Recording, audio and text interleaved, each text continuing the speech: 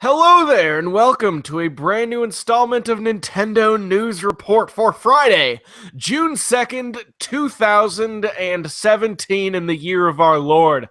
I am Alex Kalafi, joined today by our full cast as usual, Donald Terrio. If you're wondering why Nintendo's stock price has gone up about 30% the last week, this would probably explain it. The Bridal Blessings banner for Fire Emblem Heroes. Oh, that's cute. It's kawaii, waifu for lifu, am I right? Yeah. Okay. We're also joined by our technically not on the show anymore, but has been on 2 of the last 3 episodes. More than Zach. So Zach.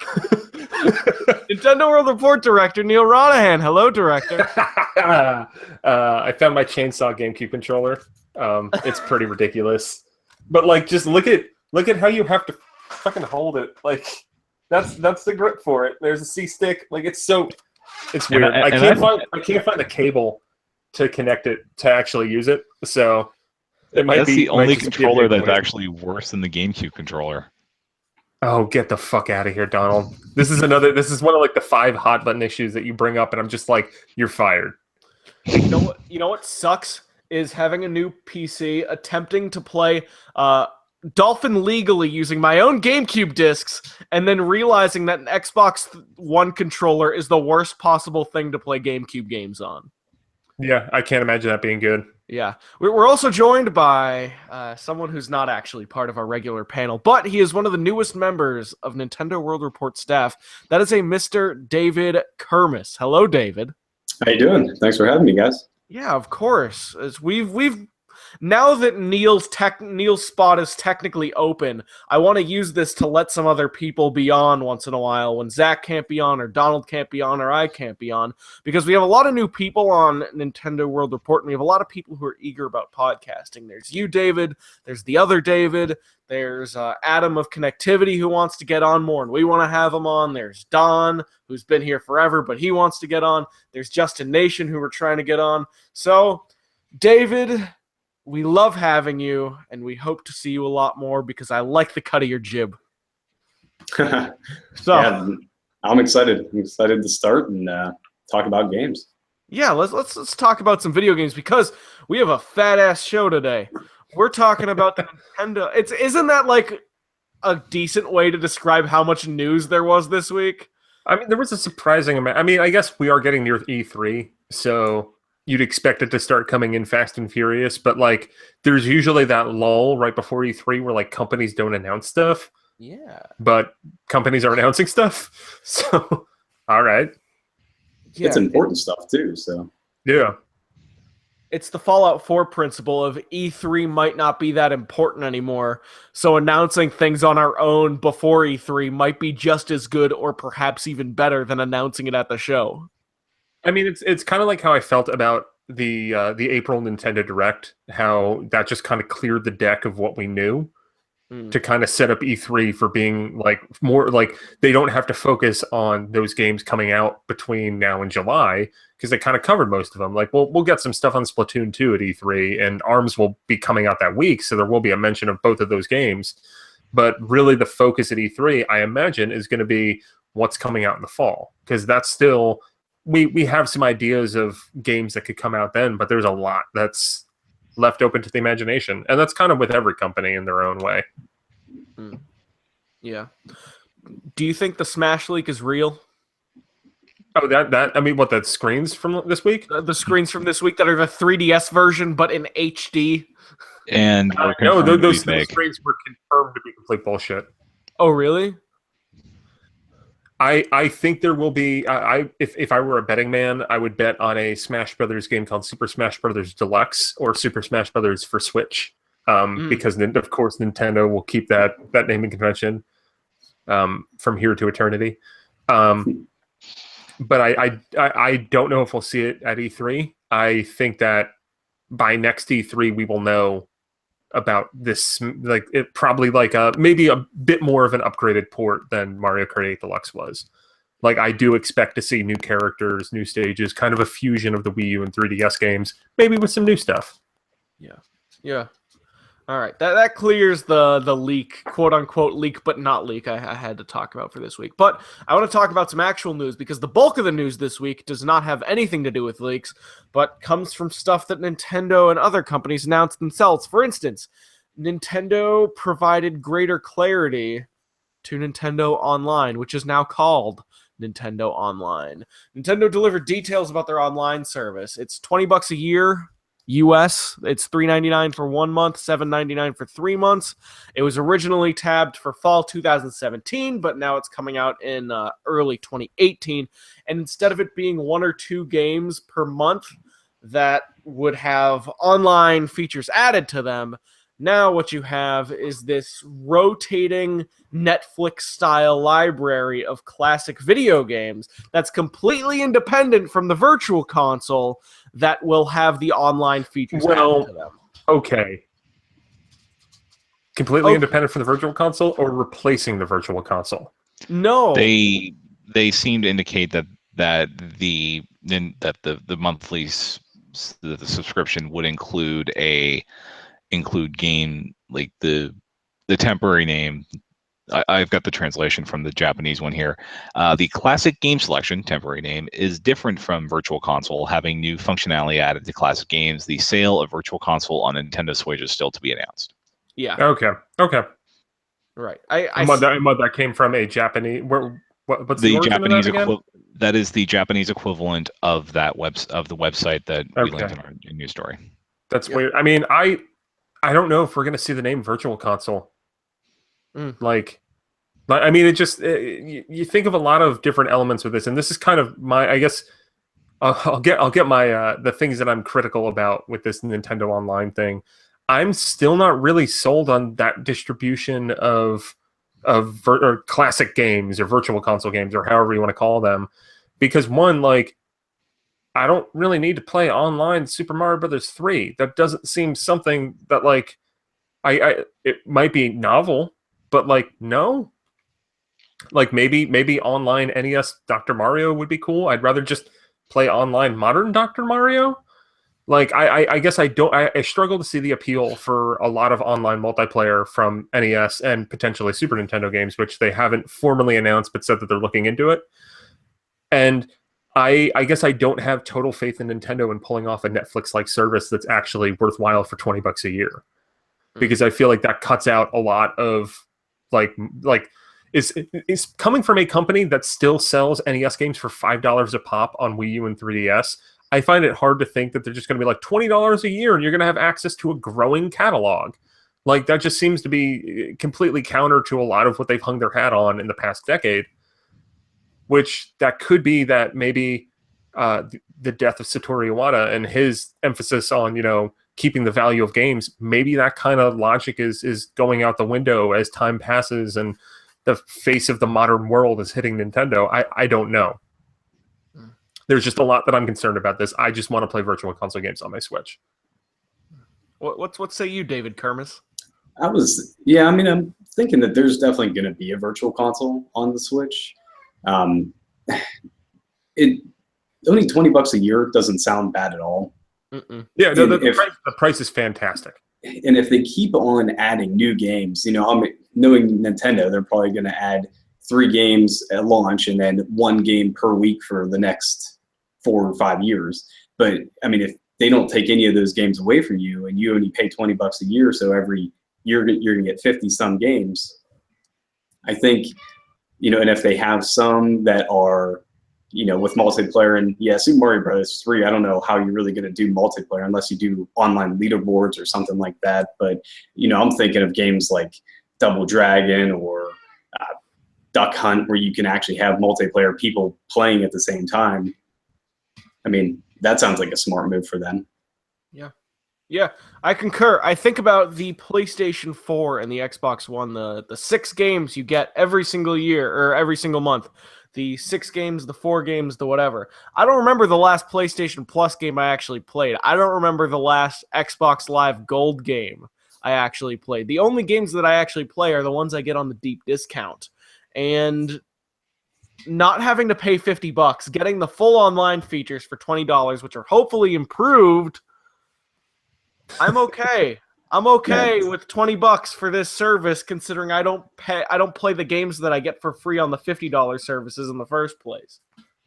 Yeah, I canceled my PlayStation Network account because I wasn't playing those games, and I don't really play too many online games in general. So it was like not even worth it for me. Yeah, no, I'm not a PS Plus subscriber anymore. I do have games with gold, but even that, like, I don't know how much longer I'll keep going with that because I have gotten to a point where I have enough of a catalog on my Xbox One that when I first got it last year, having games with gold then was great. Now it's kind of like, I do love me some EA access, but that's just because I have specific desires, and those are usually like football, hockey, and soccer games. Yeah, that aren't meant by the Switch. Yeah, I because the main reason I keep PS Plus around and I'm locked in for another 14 or 15 months on it with cards that I bought before the price went up. My main appeal is, like Alex said, the discounted games. So if I can get $30 a year of discounts at a Nintendo for being in this, then hey, I'll take it. And the NES games are just a nice bonus.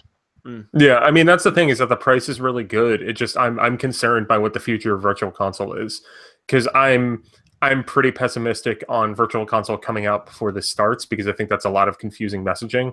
Because if you're gonna like have it would be weird if they were like Super Mario Brothers 3 comes out in September on the Switch, and then in January you can get the online multiplayer version with your Nintendo Online account. Like, that just seems weird. And I don't really see them like launching. I mean, it'd be really great. And there's the optimist in me that's like, well, they could still do GameCube Virtual Console separate from their classic games thing. I just don't see that happening. Like, I think we're going to be waiting on Virtual Console for it'll probably come out a year after the launch of the system, which is kind of hysterical to me, because you think with Wii, Virtual Console came out day and date with the system. 3DS, it was about 3 months after launch. Wii U, it was about 6 months after launch. And for the Switch, it's probably going to be a year. It keeps getting worse. Yeah, and maybe part of that is the realization that the NES Classic sold a buttload, way more than they expected, and Virtual Console games on Wii U and 3DS, outside of like Pokemon, like, I don't think they were really that big of a sales driver. There's those rumors and murmurs of an SNES Classic coming out in this fall. Like, this could be. I mean, maybe even the push to those classic games into next year are clearing the deck for the Super Nintendo Classic to show up. Yeah. Rizza36 says PlayStation Plus and Xbox Live are complete ripoffs. Hell, $20 is a ripoff too, but I'll choose Nintendo's $20. I feel this is a slightly harsh opinion, because PlayStation Plus and Xbox Live, if you play the video games, you're still getting 4 to 6 games per month that you can play as long as you have a subscription, and there's usually at least 1 or 2 really good ones in there that justify the $7 or $8 I guess it costs that month.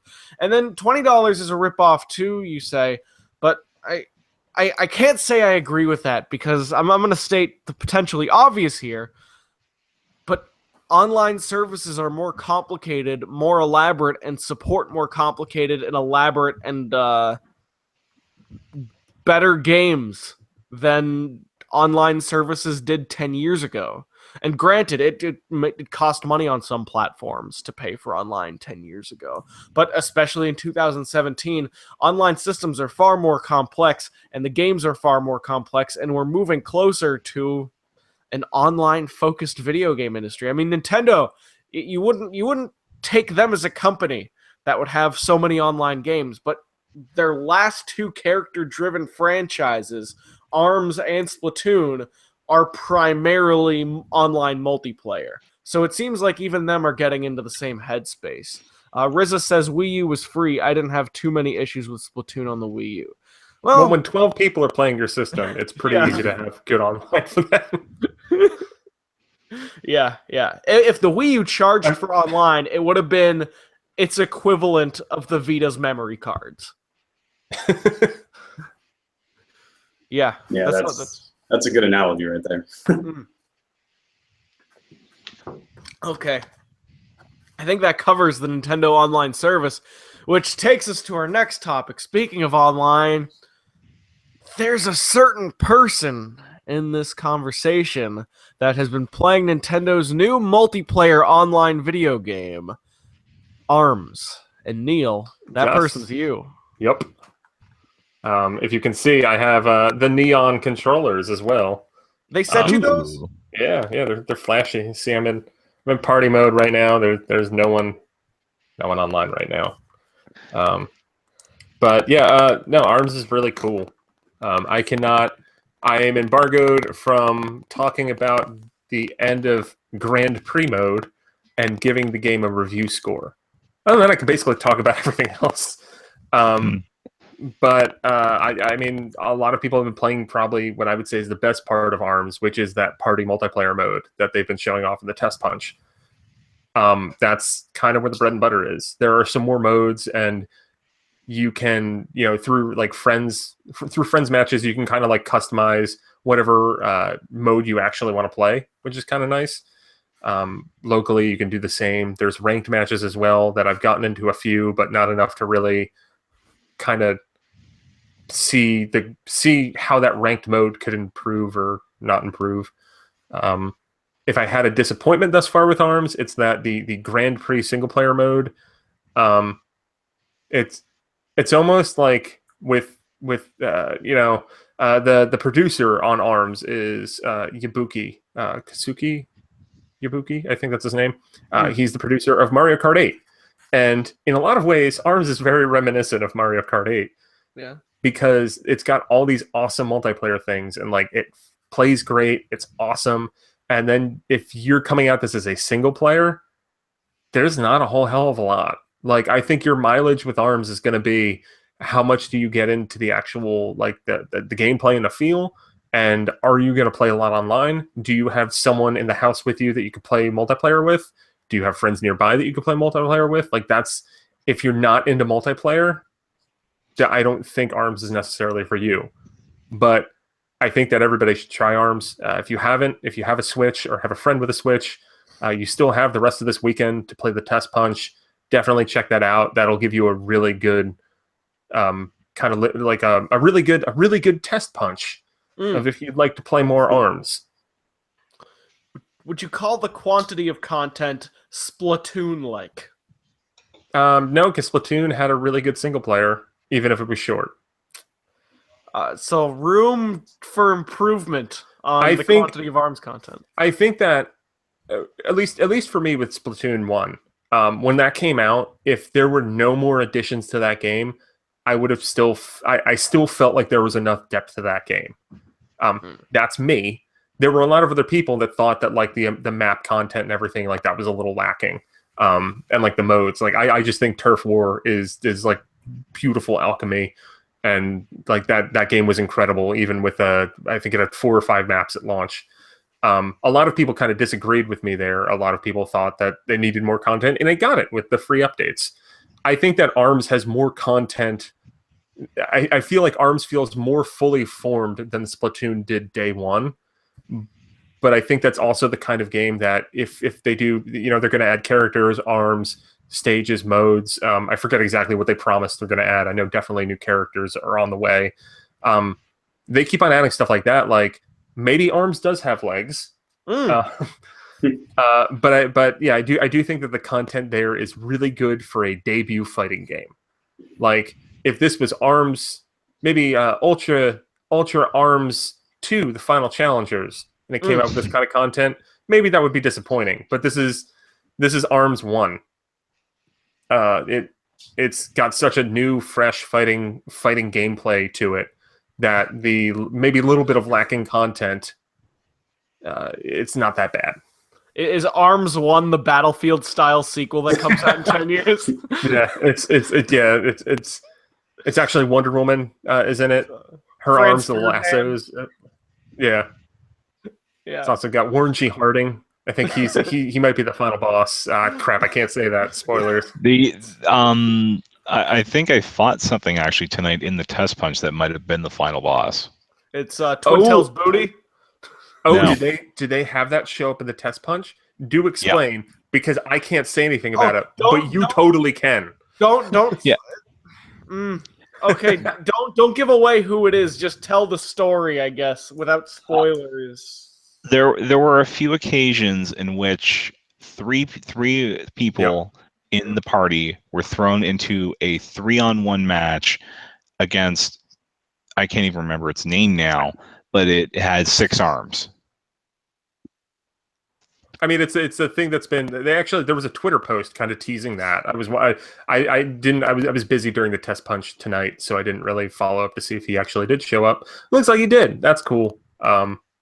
So play the test punch, and you might be able to say something that I can't talk about for another week. Okay.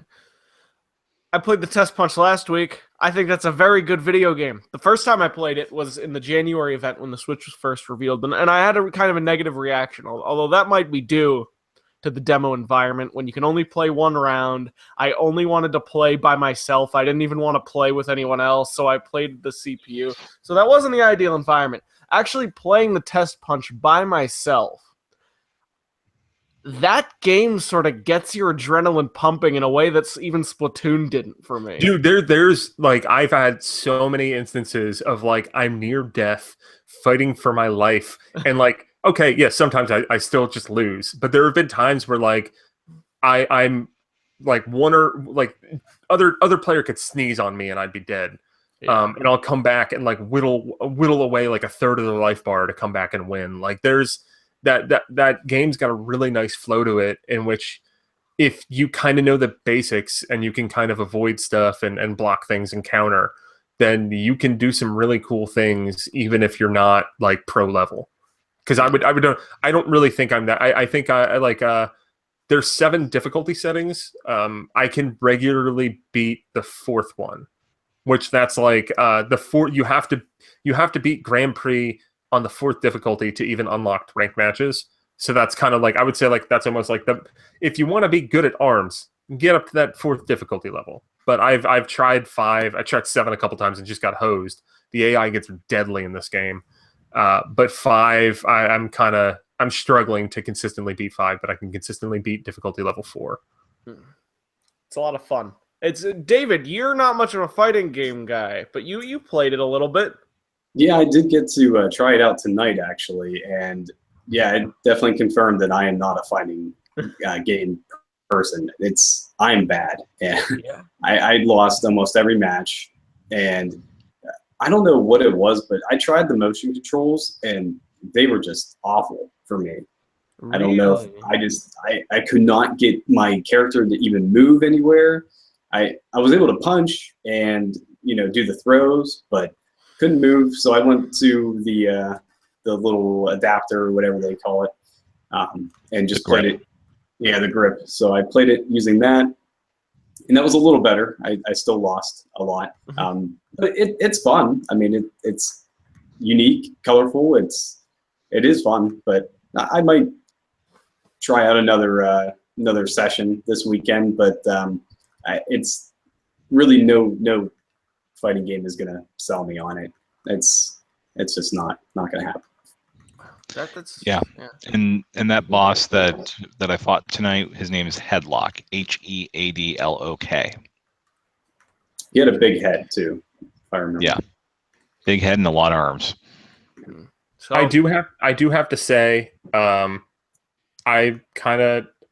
talked a lot of smack about the motion controls and how like, oh, that's the way to play the game.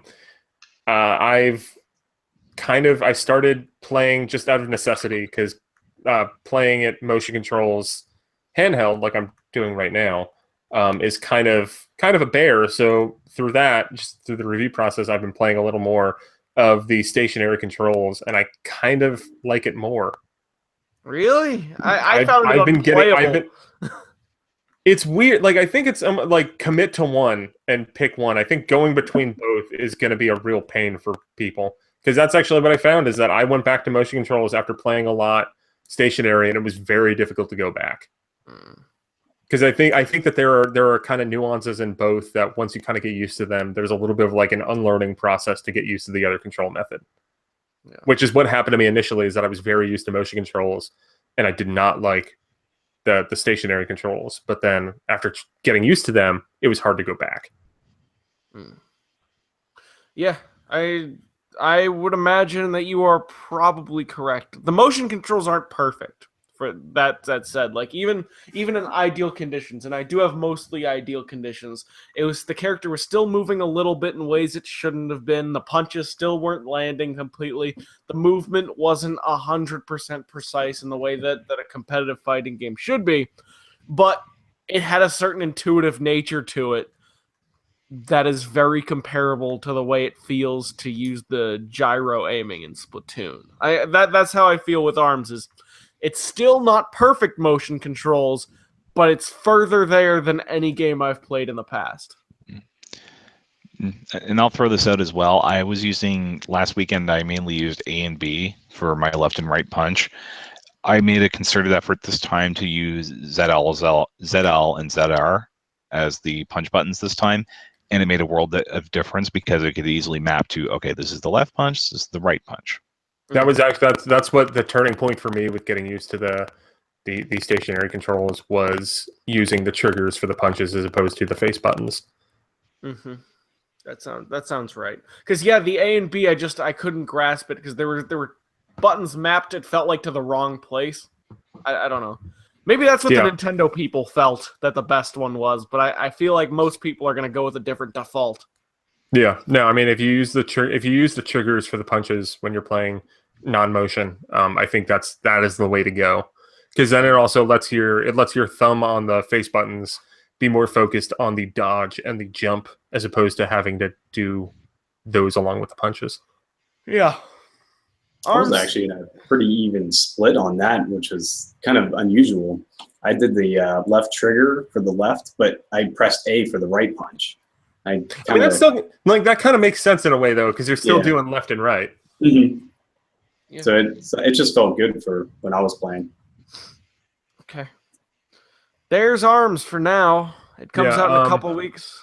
Mm-hmm. June 7th, I think, is the embargo. I think that's next Wednesday. And 16th is the release date. Yeah, and then it comes out the 16th. For people that are going to be paying attention to our E3 coverage, which we'll be announcing a schedule of some sort next week, on this here YouTube page, the morning before the Nintendo Spotlight and during that day, we're going to be doing a lot of streaming right here in this room that I'm in right now. Justin Berube will be joining me. Casey Gibson will be joining me, and some other friends. Our buddies from Third Rate Minion will be joining me as well. And we are going to be streaming some ARMS during that, around E3, probably do some kind of like tournament thing amongst us. We're limited to how much we can stream until launch day, but I'm saving the 2 hours that we can stream for then, so that way we can have a big dumb local multiplayer session that we can show off to all of you. There you go. There you go. Stay tuned. Nintendo World Report TV, NintendoWorldReport.com, and Patreon.com/NWR. Next story. So a couple quick hits for you. Do you remember NBA Playgrounds, that game that wasn't as good as we wanted it to be? Oh, man, that game. So here's their great solution. So apparently the Switch version, not only is it a poor version of a relatively poor game. Okay. I don't think that the Switch version is demonstrably worse from the other versions. I just think that's a shitty game. But it's the shittiest version of a shitty game. Well, the version that came out on launch on all platforms had the same issues of, like, the shooting's stupid. Yeah. And, like, it just sit back and shoot threes. Like, that's the game. Yeah. Well, to be fair, that is the NBA now. Sit back and I mean, that's why it is. I think my abstract said as much. This is the most Steph Curry basketball video game ever. Right. Just sit back, shoot threes. And Shaq is like a 100% 3-point shooter. And then you learn why. Because the same company's publishing Shaq Fu. Oh boy, speaking of Shaq Fu, Saber's NBA Playgrounds. The game was broken on Switch, and their solution for it being broken on Switch, which it's the online functionality that was messed up, they right? announced when they announced the release date, they said that the online for Switch would come a few days after launch. That game came out almost a month ago. There's still no online on Switch. But it's coming very soon in the next few days. Yeah. Switch players needed some kind of compensation, and their compensation would be that the Shaq Fu 2 game coming out later this year will be given free for a limited time to all players that purchased NBA Playgrounds before this update goes live. Which, Now, like, you want to talk about bad video games? Let's talk Shaq Fu for a minute. Well, to be fair, like when they posted the information about this, they showed a trailer for Shaq Fu. And I think it's called Shaq Fu: The Legend Reborn. Yeah. And the trailer is basically just like 30 seconds of like, yo, the original game's a pile of trash, but we're gonna try to make a good one. And you know what? Maybe that Shaq Fu game won't be terrible. Just because the name is toxic, which, you know, why bring it back if so? It was a successful Kickstarter, unlike Rap Rabbit.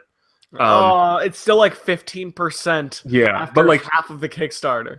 Although I think I also do remember hearing stuff with like that Shaq Fu game that like some of those, like there were some questionable elements about that crowdfunding campaign. But even still, like that game might not be garbage. And I can definitely say, as someone who has NBA Playgrounds, I'm okay. Like if I spent my $20 on NBA Playgrounds, I'll take any kind of freebie to compensate for it that they want to send my way. I'll just wait for the online patch before I buy it. I think that's the best way for me to handle this. I mean, if you want my sincere advice to anybody considering buying NBA Playgrounds, just don't. But if you did, download Shaq Fu, I guess. Right. Yeah, they're not going to get new purchases for NBA Playgrounds at this point. Shaq Fu isn't necessarily the way to do it. In fact, originally, I was hoping that they were just giving Shaq Fu out for free to any Switch owner as a measure of good faith. I think it's good that they're doing something. That's something is better than nothing in this case. It's just they have very limited options for a mea culpa at this point. I mean, still I feel like we're too hung up on the original Shaq Fu was terrible. Ergo, any follow up to that game must be terrible. Maybe this is Barkley Shut Up and Jam Gaiden. Who knows? Yeah. Oh man, there's still a sequel for that on the way. So I kickstarted it like 4 or 5 years ago. Still hasn't come out. But if you've never played Barkley Shut Up and Jam Gaiden, go do that. That game is great. What a depressing trajectory for great arcade series from the GameCube era. I'm thinking of 2 series in particular. I'm thinking of NBA Street, which had a wonderful first game, a wonderful second game, a wonderful third game, a much lesser fourth game. There was a fourth one? And do you remember Home Court? No. Home Court came out on PS3 and Xbox 360. Okay. That's probably... I think the last one I played was 3 on GameCube, where you could play as Mario, Luigi, and Peach, and I think also the Beastie Boys. Yeah. And you can play as like these fictional old school basketball players that didn't actually exist. It was NBA Street, like those games were great. Oh, the V3 is so good. Everyone has a different favorite. You know how you can tell a trilogy is good? Everyone has perfectly good reasons for why any of those 3 are the best games. The first game has Grayley Alien in it, and as well as Bigfoot, as well as I think the Abominable Snowman. Like you can make that your team. It was a great time. It also had Michael Jordan in it, which is of course a lot of fun. The other series I'm thinking of that had a tragic downfall, which it has nothing to do with this, but it kind of goes hand in hand with NBA Street, is Def Jam.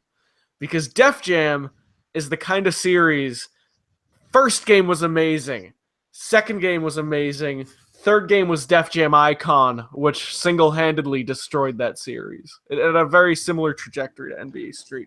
And now hip-hop wrestling games and basketball street games can never be made great again. What about, like, wasn't there a Wu-Tang game on the PlayStation? We need more Wu-Tang games. Yeah, okay. I would take a Tribe Called Quest. That'd be pretty good, too. Well, at least the Def Jam Tribe Called Quest are Zero Dawn. And at least the developers of Def Jam Vendetta are doing something constructive now, even if it is style savvy. They're the ones making Style Savvy? I didn't realize it was Sid Sophia. Is it like Splatoon and ARMS, where you can see weird strands of DNA from the previous work? Can you find Scarface in and style savvy. You can make some of the people in that game look like they were extras in a rap video. I'm pretty sure. I'm trying to think of what rappers were actually in Def Jam. I know Sean Paul was in the third game, but Duddy Rock. Ice-T was in the first one, so that was the one. He was my main. Okay, so him and Scarface, I remember from the first game. Anyways, that's all beside the point. There's a little NBA street talk for you. Lost Fear, Donald, huh? Yeah, so we got Def Jam Vendetta. Huh? Ghostface was in Def Jam Vendetta. Funkmaster Flex. Oh man, are you looking at the list? Yeah. Is Luda Yep. Luda's the new host of Fear Factor? Meth Redman. I like just calling Redman Redman.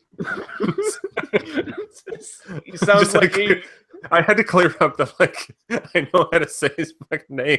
I just like saying Redman. Redman is a hardcore rapper. Redman is a guy with a dog in a yard. Everybody loves Redman. Redmond is where Microsoft and Nintendo are headquartered. There's the I Am Setsuna follow-up that no one asked for, Donald. Yeah, so there was a trailer that came out earlier this week for Lost Sphere, spelled Sphear, because, well, screw the English language.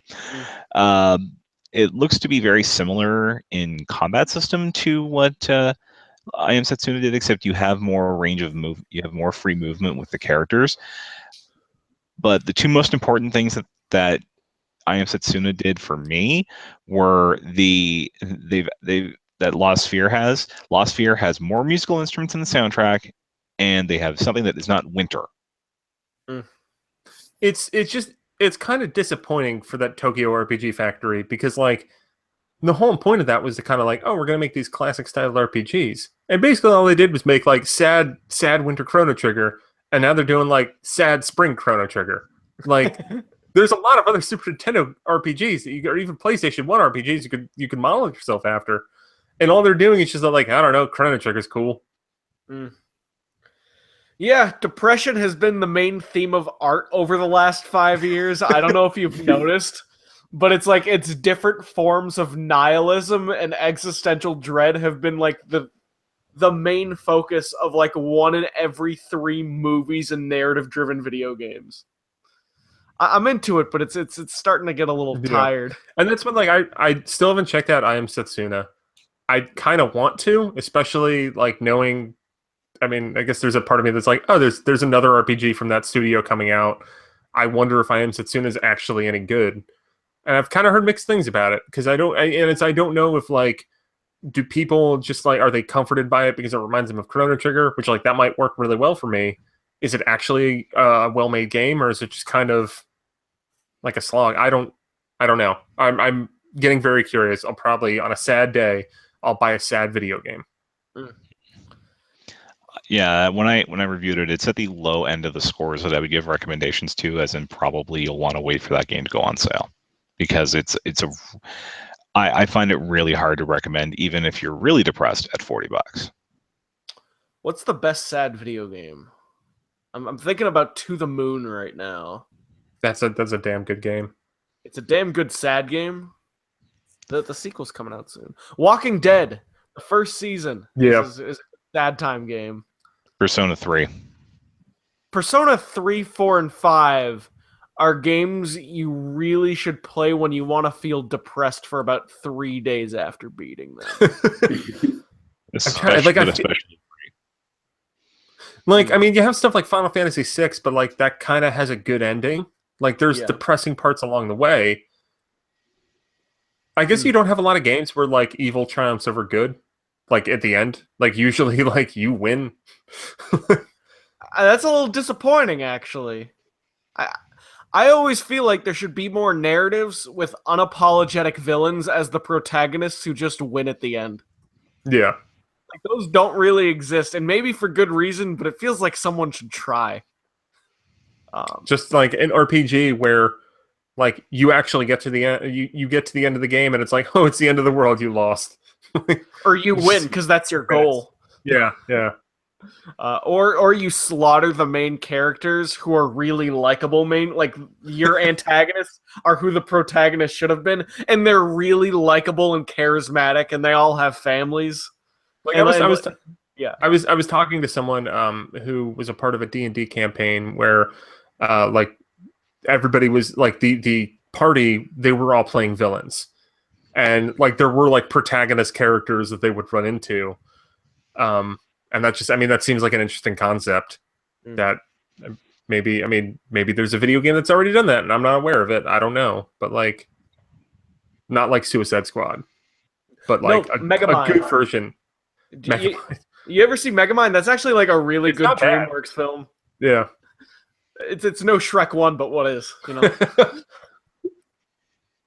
Yeah, there you go. Oh, and after you get depressed after playing all these video games, might I recommend Euro Truck Simulator 2, the game I've been using to deal with stress over the last few weeks, because you just get in a truck, listen to European radio stations online, and drive a truck across continental Europe. I have a buddy of mine who just he just moved into a new house. His wife is pregnant unexpectedly, and he's like, every night I bought my wheel online. I'm playing Euro Truck Simulator 2, and I'm just drinking a beer and just working jobs in Europe. Neil, do you have helping him a lot? Do you have a PC? Yeah. It's gonna be $5 on some Steam sale when you. Oh no! I talked to him at great length about this. I think I might be getting Euro Truck Simulator at some point in my life. So good. I try explaining what the point is to my girlfriend. I'm like, yeah, there's 30 minutes where you just go from Luxembourg to Germany, and that's all you do. You listen to radio stations, you make sure you follow all the traffic signs, and you make sure that 30,000 pounds of goat cheese gets from Luxembourg to Germany, and that's all you have to do. And you listen to German pop music, and for some reason, it's the most cathartic thing I've ever experienced in a video game. You go to the Steam reviews, and it's these people who've played these games for over 1,000 hours calling themselves sim freaks. And there's something to these games that no one understands, but everyone should. That's what, like, I mean, I have messed around with Desert Bus Simulator before, which I feel like that's on the same, the exclusive genre of truck simulators, where there's like, I don't know, there's 4 of them. But Desert Bus, like, I mean, that's more of like kind of a joke in that like the truck continually just veers off a little bit to the left, and it's just nothing for 8 hours or whatever. But there is something kind of like nice and pleasant about that consistent motion, and just like simple tasks that there's a reward at the end. It's pleasant, is what I'll say. Oh, we have a news story. David, let me ask you something. Are you much of a Monster Hunter fella? Monster Hunter 4 got me into it, so I would say yeah. Okay. So, are you excited about the potential for Monster Hunter XX coming to the Nintendo Switch? You know what? I was actually just talking to my brother-in-law about this. I was excited for it, but after seeing the trailer, it doesn't look any better than the 3DS version of Monster Hunter 4 Ultimate. And like, I want to see this game built from the ground up and looking in perfect 1080p HD, and it just looks the same. And I'm kind of disappointed in it, but I hope there's a demo, because I want to still try it and play it. But I mean, I put 150 plus hours into Monster Hunter 4 and I loved it. So we'll see. Yeah. It's coming to Japan this summer. Let me see. It says, Donald, what's the date on this guy? August 25th, I believe. August 25th. It's a port of the 3DS version of the expanded sequel to Monster Hunter Generations. It's kind of a sequel, but it's just the same game with more missions. They added the G rank missions in that were left out of the original game that we got as Generations. Yeah, That seems all right. It seems like the Monster Hunter 3 Ultimate on consoles rather than a new console Monster Hunter game. I guess I'm excited about the potential of Monster Hunter XX on a big screen, or any kind of new modern Monster Hunter on a big screen, like anyone else would be, I suppose. But I agree, David. It's the 3DS game, and Monster Hunter Generations on its own was not a great Monster Hunter game. If you played it, it was extremely bloated. It had way too many pointless missions, and it took too long to actually get to the good Monster Hunter Generations missions. I don't know. Did you play that game? I did not. No, I actually skipped that one. I got burned out after Monster Hunter 4 Ultimate. Could not even pick up my 3DS for months after that. Yeah. And anything else on Monster Hunter Generations 2 from either of you boys? You think this is coming west? I think this would be a good excuse to bring Double Cross over. Yeah, like I have a feeling maybe we don't see the 3DS version of Double Cross and we see the Switch version instead. Yeah, I think that's exactly what they're going to do. But it won't be until 2018 sometime. What's this free E3 pass thing? Donald, have you been reading up on this? It just broke from noted bot Wario64. Apparently, if you go to live.playstation.com and have the ability to pay for a flight to LA and accommodations while you're there, you can get a prosumer pass from Sony that will get you into E3. That's crazy. That E3 is in a really different spot now than it was a couple of years ago, isn't it? Yeah, as in I don't think we'll recognize this show next year. Considering if there is an E3. There will be an E3. I question whether there will be an E3 5 years from now. I mean, we're definitely going in that direction. I was like, Kotaku has been doing these things every year where they kind of like grade the previous, like did Sony, Nintendo, and Microsoft live up to what they promised? And they did Sony's today. And it was a good reminder of how the really cool stuff from last year's Sony's press conference, we haven't really seen anything about any of them in a year. Like Spider-Man, Days Gone, God of War, like we'll probably see all of them this year. But like they announced all these things and there's a lot of like emptiness through that. And someone pointed out to me, a friend of the site, Brondorf, Ryan Grove, he made a comment about how he's just like, well, PSX is kind of where Sony does the show that I'd rather see, and I have to agree with him that like the past few years, the PSX press conference from Sony has been way more interesting and appealing to me because they're going directly to their base there, whereas at E3 it's kind of like more of like they're going to a broader audience there, so it is a little bit more of that wider like couple years in the future picture than PSX, which is a lot more like here's the stuff coming out sooner. Or if you look at 2015 stuff that's going to come out in 2025. Yeah. Like, I mean, that's what like and maybe there's a tinge of bias, the fact that we're on NintendoWorldReport.com and that, you know, I like Nintendo stuff generally more, but I do like how Nintendo's press conferences or their directs are usually like, here's what's coming out within the next like 6 months. Like that's probably what we're going to see out of the spotlight is probably a big focus on things coming out in 2017, probably a few things that might get pushed to 2018 or that are already set for early 2018. Right, like they'll give you a couple of those teases of like, here's something that's going to come out 8 to 12 months from now. Yeah. Like you look back at last year, they announced Ever Oasis. Ever Oasis is coming out a week after E3 this year. Yeah. Or the year before that where they announced Federation Force, which I mean, wound up getting delayed a couple months, but would have been right on track to come out right around E3 the next year. Like Nintendo's very good at, I mean, barring a system completely failing or delays, they're like, all right, here's what we're showing you. It'll be out within the next 12 months. Yeah. And compare that to Sony. I mean, God of War, I would say, was the coolest looking game to me at last year's E3. Yeah, and we haven't seen shit about it. You could tell in that original trailer that game had late 2018, early 2019 written all over it. I mean, it might be early 2018, but still. And that's what, like, and it's not to, I guess, not to kind of completely crap on Sony. And that, like, you know, Horizon came out so close to Zelda, and everything I read and hear about Horizon seems like, oh, it's like Zelda, but not what I want. So I don't have a lot of, like, I'll probably play Horizon at some point, but I'm in no rush. And Sony has put out good games in the past year. It's just not a lot of things that I'm really into.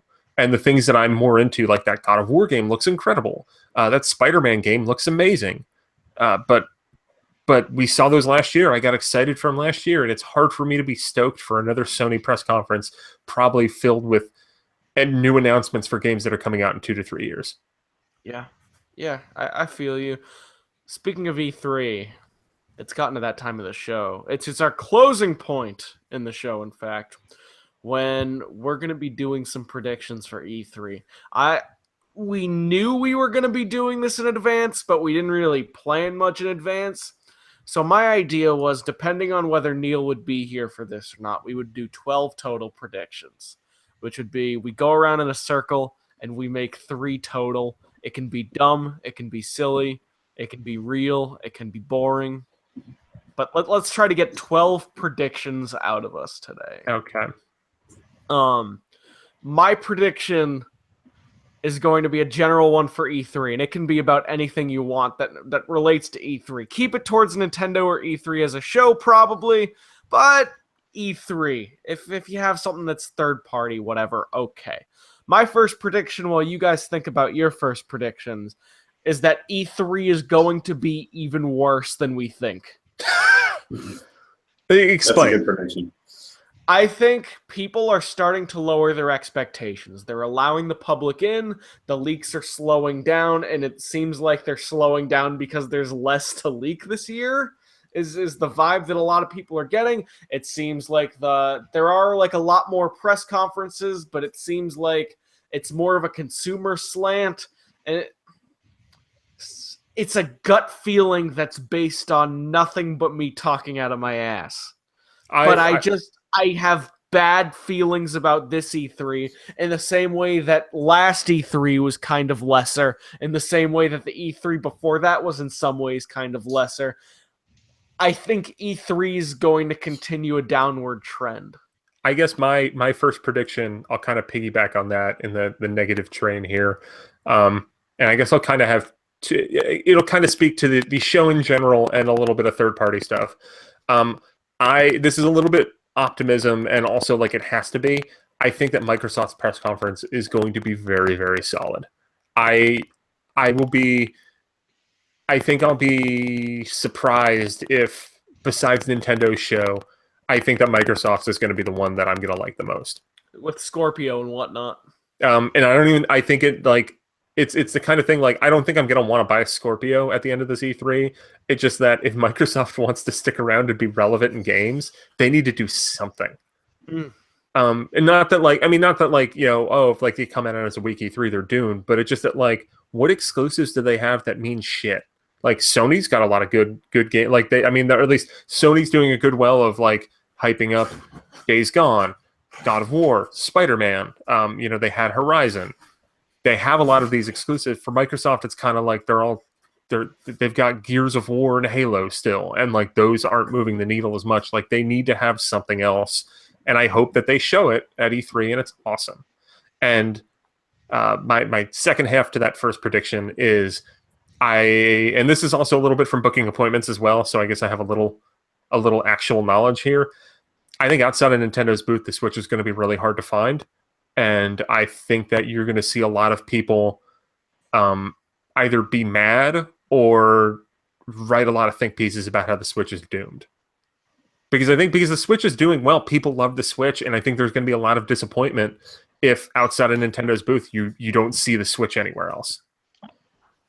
I wonder if what Switch games will be there will get an inordinate amount of attention because of the fact that the Switch is sort of the hottest thing right now. I think that Nintendo's booth is going to be, it'll have more than one game. And then last year they did really good for just having one damn game. I think that Nintendo's booth is probably going to be the busiest on the show floor, which I guess isn't really that different. But like, they managed to do it last year with just Zelda, and I can tell you from being to the E3s between 2009 and 2015. That there were some years where Nintendo's booth was pretty light. Like I can think of the one with Smash Brothers, but Smash Brothers moved really quickly. But like that was a that was a packed year, and the 3DS year was absolutely nuts. Other than that, like, it was kind of like, okay. Like, the first Wii U year was tight, but the second one was empty. Just scary. You could tell a lot about how screwed that system was. Yeah. David, I'll leave the next one to you. What's your first prediction about E3?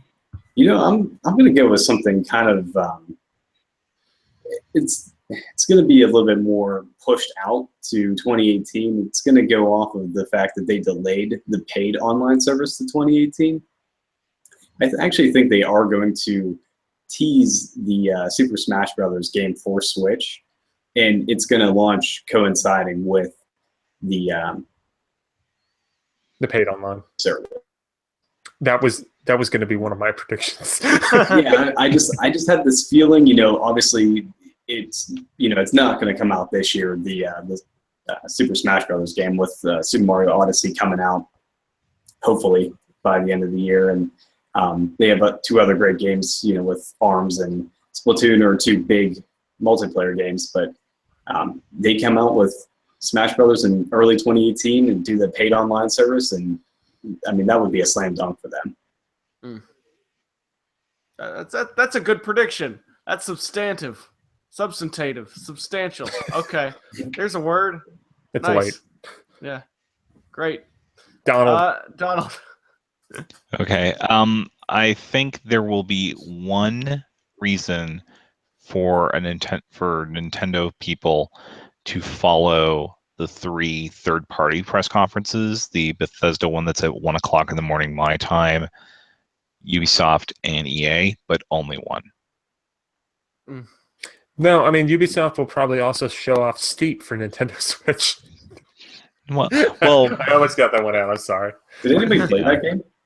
I'm kind of interested in it. I haven't played it. It came out last December, and I think everybody forgot that it came out. Exactly. It looked kind of cool. So I don't know. Yeah. I mean, like, I remember, like, I actually did, because I like me some extreme sports games. Everything that I read about Steep, and I played the beta a little bit.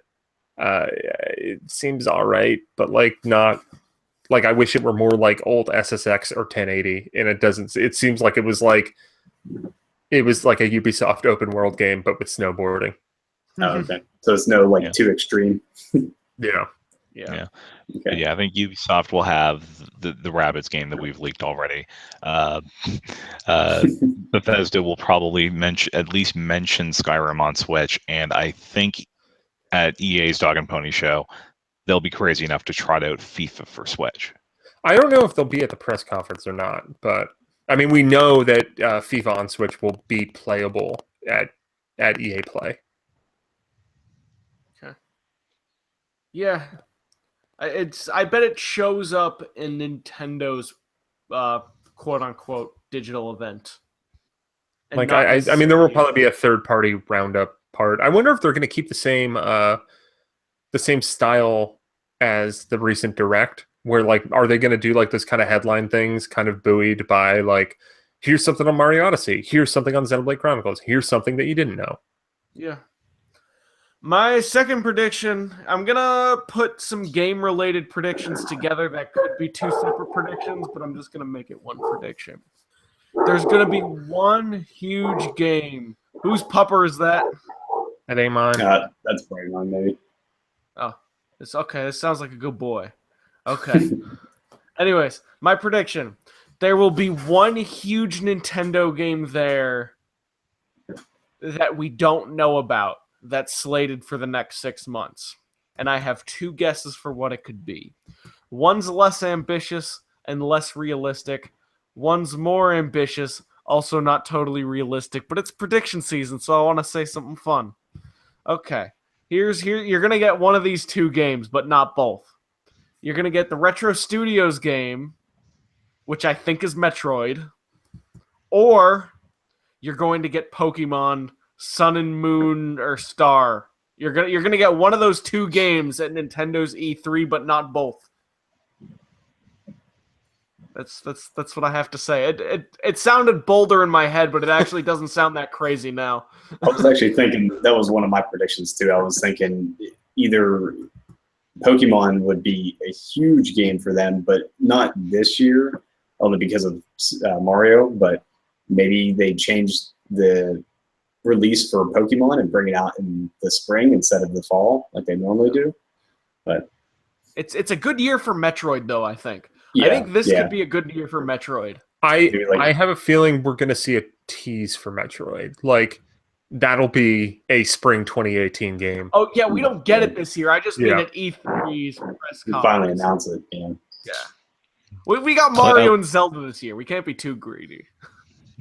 Yeah, what do you think this is? 2002? Yeah. Hey, man, Zelda got delayed to 2003 in America. Yeah. Okay, I think it's Neil's turn. Okay. So I think my prediction here is we're going to get word of the next Masahiro Sakurai joint. It won't be Smash Brothers. It will be something else. I think if there is a Smash Brothers port, I think it's. I mean, the rumor. I think it was like a year and a half ago that Bandai Namco was working on the Smash Brothers Switch port. I think that is true.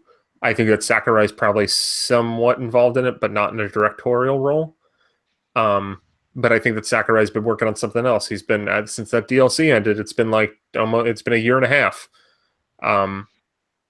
And I wouldn't be surprised if we see Sakurai showing up and talking about a Switch game. I mean, there's no such thing as a bad prediction, and yours is a fine prediction. I guess the part where I show hesitation is how freely Sakurai talks about Nintendo in his Famitsu columns, combined with the possibility that maybe he'd pull a Game Freak and make something on a non-Nintendo platform. Or does that seem too unreasonable? I mean, I can see that happening, and I guess maybe if I don't know if I necessarily committed to it's a Switch game, but maybe we just hear about a Sakurai game no matter what. At the Sony press conference. Oh God, that would be a knife in the heart moment, man. That'd be glorious. Like, I think all the bad things they said about Sony press conferences would go out the window because that would be like the most baller Lannister move that Sony could make. And just trot out Sakurai. And also, it's Masahiro Sakurai directed, made by Game Freak, Tembo the Badass Elephant 2 at the Sony press conference on every console but Switch. But I mean, I just maybe it's a little bit because I want to see a new Sakurai game, but I also have a feeling that after how much time he spent with Smash Brothers, I feel like we're due for a medios smaller game, maybe, as opposed to another big ambitious one. But who knows? I would like to see a new Sakurai game, so hopefully we'll see it at E3. Nice, David. You know what? My next one's gonna be kind of, I think, pretty easy. I think that Nintendo could definitely do this, and they're going to do a surprise announcement with Mother 3, and they're just going to drop it on the eShop, and it's just going to be there. That's a good prediction. But there's no virtual console. Where's it going to go? The Wii U. It'll just be. Honestly, I wouldn't be surprised on that, but like almost what the Hamster is doing with the arcade archives, just kind of just drop them in, and or maybe like a remaster or re-release type of thing, but surprise release with the first Mother, Earthbound Beginnings. So I could see it happening, and it being done like right before the either right before or right after the tournaments that they have going on. I'll make a personal prediction on top of that, or I guess a personal promise on top of your prediction. It's a bonus. If they drop Mother 3 at E3, then I will promise to stop bitching about the absence of Virtual Console for the rest of 2017. Because if they do that, like, we're good. Like you guys get 6 months to figure your shit out, and then I'll go back to bitching about Virtual Console. But like, I mean, and from what I've heard from a lot of sources, like, Mother 3 was localized. I don't know what's happening. I've heard from a lot of people that, like, there's a localized version of Mother 3 in some kind of ether. It'll come out like the original Mother did before it got renamed Earthbound Beginnings. It'll get on a ROM site in 5 years. Yeah. Earthbound Afters. Donald, it's your turn. All right. This might be a little bit whiny, but well, or not whiny, but pretty simple. But by the end of E3, we will know the name of the main character and the name of in Fire Emblem Switch, as well as the subtitle, because he's going to be playable in Fire Emblem Warriors. That's a pretty good one. Yeah. Yep. Do we think Fire Emblem? I mean, this could be a prediction, but do we think Fire Emblem Switch is a next February game, or do we think it's a next November game? I'm leaning. I would think actually, depending on how Echoes does, they might kick it back to May. Yeah. But they like to put out RPGs earlier in the year, so who knows? Yeah. Yeah. Okay. Yeah, I mean, Depends if they have that Pokemon game coming out next year. Yeah. Or this year. Who Yeah, knows? that would definitely be the fall game. Mm-hmm.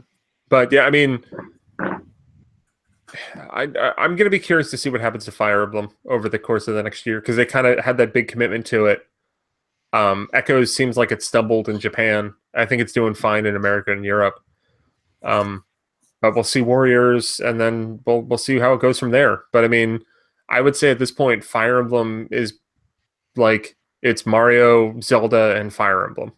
Like it's kind of what it seems like Nintendo's franchises are. As far as what they own outright. Yeah. Well, no. I mean, like, yeah. I guess Pokemon would be up there, but like from like that Nintendo trinity of what they control totally, like it's Metroid has been replaced by a bunch of dudes with swords. It's so sad. Metroid needs to come back. Yeah. Metroid came back last year. I don't know what you're complaining about. Yeah, Federation Force was a dope game. That was a 10 out of 10. Hey, like Hey, a no. My 9. game of the year. Can't To all be fair, perfect. like a Nintendo Game of the Year in 2016 is just that's This is not like, that impressive. Congratulations. Like, hey, remember there were 4 Wii U games that came out? Like, you were better than them. Wow, good job, TMS. Yeah, okay. My last prediction. I couldn't come up with a good one, so I'm going to piggyback off of David's just a little bit. I'm going to say Virtual Console launches at E3, and it launches with Mother 3. That's my prediction, and it's not going to happen. I'm going to say it's going to happen in that way, but I don't think it's going to happen in that way. I think the reason they delayed the Virtual Console was so they could have more platforms than just the NES and Super Nintendo. And I would like to think that one of the easier consoles to emulate after those two would be the Game Boy Advance, which stands to reason that maybe Mother 3 wouldn't be that unreasonable. But I think launching the Virtual Console with a nice small library of games, with something that's justifiable and not just reselling Super Mario Brothers at E3 with Mother 3 coming right after that. That's my prediction right there. Crap, I need to come up with a third one. It was yeah. Well, you know what, Neil? We're just gonna wait for you silently. Okay. Just kidding. This is me filling airspace while I wait for you. I'm gonna look at the chat right now to see if anyone said anything else. Rizza is the last person who commented, and he said Redmond, LOL, which just shows how far back our chat's going right now. I think all right. I'll say my final E3 prediction is, I don't know. I'll go ballsy. Animal Crossing Switch coming out in October. That is ballsy. That's good. Yeah, it's and I think that, I mean, kind of going off of what you said earlier, Alex, I think that we will see Retro Studios game, but I think that game might be the most likely game to be pushed to 2018, as long as Xenoblade Chronicles 2 actually makes the cut. I think it does. I mean, because I don't know, I think that Xenoblade Chronicles 2 is going to come out in 2017 in everywhere.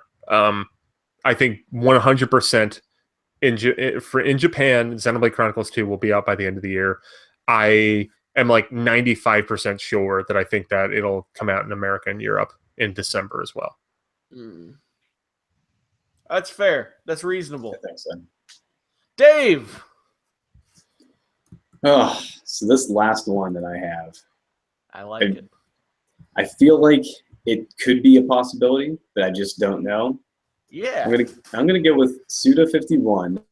Comes out. I like where you're going with this. And he brings out a HD remaster of No More Heroes 1 and 2 for the Switch.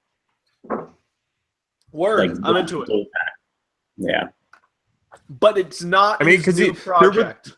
Not his. Because there was a recent interview at Bit Summit where someone was talking to Suda and mentioned like, "Oh, so you're making No More Heroes 3," and he answered it in a way that it's just like, it's not totally No More Heroes 3, but it's the next No More Heroes game or something along those lines. Like, I haven't really cared about much of what Suda's done since No More Heroes 2, but the fact that Travis Touchdown is coming back and like that dude's insane and it's great. That's what I mean. Whenever he came on stage at the January event, they had a big picture of Travis Touchdown, and I was like, okay, they're not saying No More Heroes 3, but it's like, why wouldn't you do an HD remaster of 1 and 2? You already still have the motion controls on the Switch.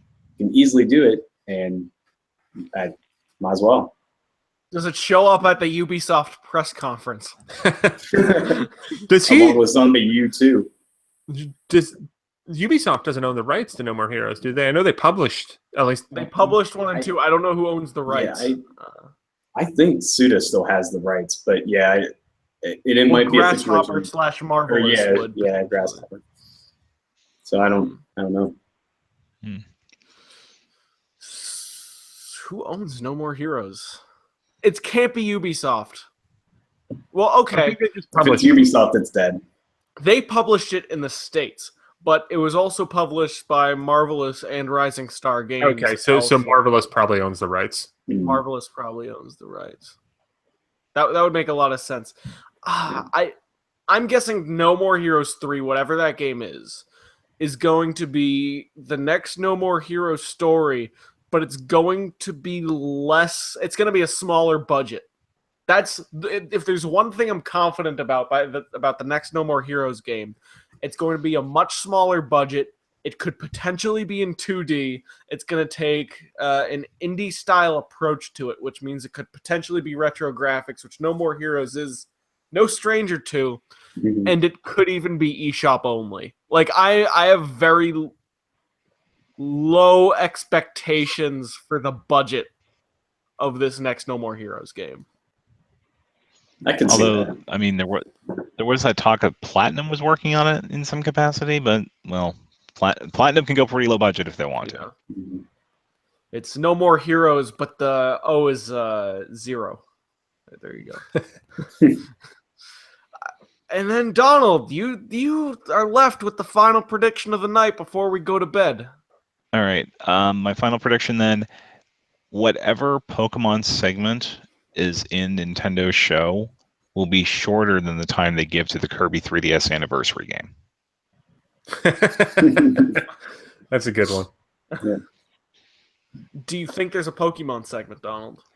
I think they have to do a Pokemon segment just because Pokemon is so huge. I mean, look at how much money Pokemon Company made last year between Go and Sun and Moon.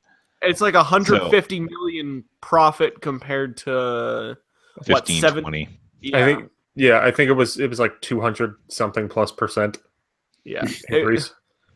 Yeah. So they do need to mention Pokemon in some capacity, and whether that's like Sinnoh confirmed for 3DS or Stars or whatever, they'll brush by it though. But the Kirby anniversary game will get more time than Pokemon. I still think whether it comes this year or next, I think Pokemon Stars or whatever that third Sun and Moon game is, I think it'll be a 3DS and Switch game. Because I still find it hard that like Pokemon would just leave the install base of the 3DS behind and go right to Switch. I think we'll see like maybe like the Sinnoh remakes and Stars. I think they'll come to both 3DS and Switch, and then maybe they'll start coming to both the Switch and the handheld after that, or maybe they'll just come to Switch. Who knows? Yeah, and I mean we're talking about Game Freak here, who did a DS game in 2012.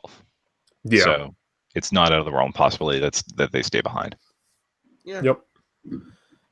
there you go. There's our E3 predictions. It was nice and light and full of hot takes, and I do believe that makes for another episode of Nintendo News Report. First of all, I want to thank you, David Kermis, for being on. I'm not going to patronize you by saying you did great, but it was nice. It was good stuff. So thank you. Yeah, thanks for having me on, guys. And It's Neil. Maybe next time we'll let you talk more. It's all good. That's how it is when you're on a new podcast for the first time. Is you don't know when to talk, you don't know when the flow's good. But there wasn't much talking over anyone, so I can tell you're a few years older than me, which is why I won't like insult you by saying good job. But it was a good show. It was a good show. Yeah, and where can we find you on Twitter, David Kermis? I am at Greensburg Guy. Greensburg Guy. So is that GREENSBURG?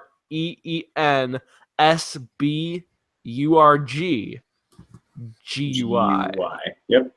GUI. Yes. GUI. Okay.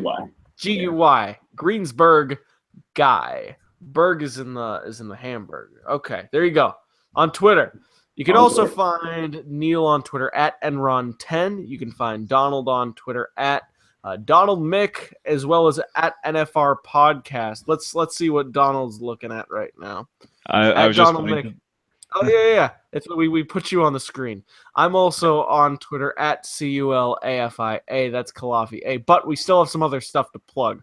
Patreon.com/NWR. Support the site that supports our show, because it's a nice thing to do. We got lots of great content going up on there. Stay tuned for our E3 coverage plans, which should be coming in the very, very near future. Look forward to David's work. You just put up a really nice editorial that I recommend everyone read on NintendoWorldReport.com. Last but not least, listen to our show on iTunes. Go to iTunes. Go to Nintendo News Report. We got our own little knockoff CNN logo. If you review our show on iTunes, then I will read it on the show, guaranteed. That's the Alex Kalafi promise. So review the show on iTunes. That's all I got. Have a good night. Bye. Good night. All right.